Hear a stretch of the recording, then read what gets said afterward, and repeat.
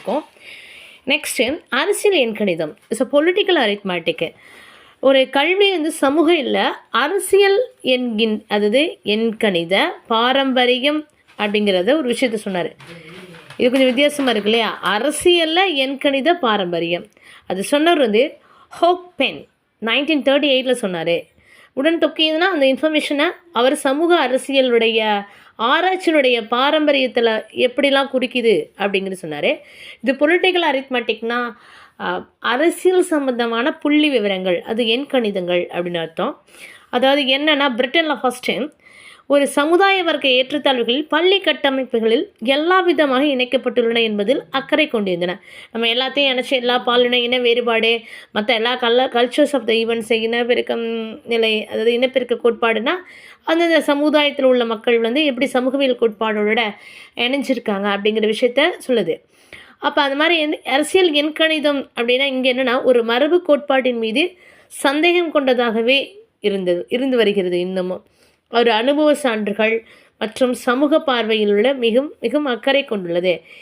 அரசியல் எண்கணித பாரம்பரியம் அப்படிங்கிறது 1970களில் தான் புதிய சமூக தாக்கப்பட்டது.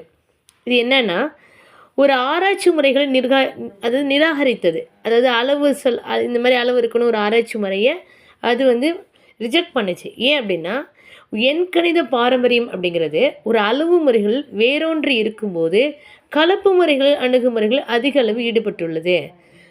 ஒன்றும் கிடையாது, ஒரு பொலிட்டிக்கலாக இருக்கக்கூடிய ஒரு விஷயம் அப்படியே பாரம்பரியமாக வந்துட்டுருக்குது. அதனால் எந்த யூசேஜுமே கிடையாது.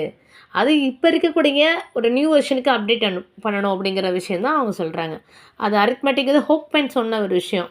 அந்த காலத்தில் உள்ள ஸ்ட்ரக்சர்ஸ் நாங்கள் அப்படி பாரம்பரியமாக வந்திருக்கோம், அரசியல் புள்ளி விவரங்கள் எடுத்திருக்கோம் அப்படி சொன்னாலும், ஒரு அனுபவ ரீதியாக வந்தாலும் ஒரு கலப்பு அப்படிங்கிறது ஒரு விஷயம் அதுக்குள்ளே வேணும். கலப்புனா இந்த இடத்துல அப்டேட் வெர்ஷன் தேவை.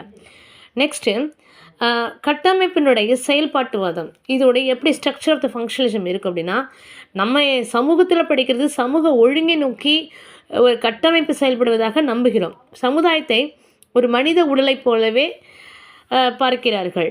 அதாவது அதுக்கு பதிலாக அதில் கல்வி போன்ற நிறுவனங்கள் சமுதாயத்தை உடலை ஒரு ஆரோக்கியமாக வைத்திருக்கும் முக்கியமான உறுப்பாக செயல்பட வேண்டும். சமூகத்தினுடைய